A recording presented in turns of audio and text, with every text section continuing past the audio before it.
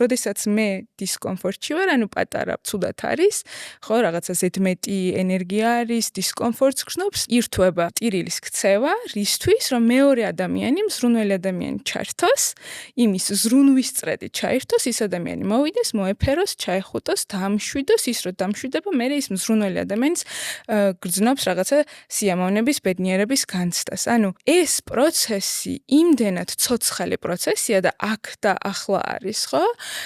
ეს არის ის, რაც პარალელურად აყალიბებს ბავშვის თვითშეგნებას, შემეცნებას, საკუთარი თავისთვის ყურადღების მიქცევას, გარემოს გამოკვლევას, ანუ ყველაფერ იმას, რაც თქვათ ზრდასრული ადამიანებისთვის არის დამახასიათებელი, ხო? რომ შევიმეცნო, რა ხდება გარეთ სამყაროში და შევიმეცნო, რა ხდება ჩემს შიგნით. და ამის განვითარება მეორე ადამიანის გარეშე, მზრუნველი ადამიანის გარეშე არ ხდება.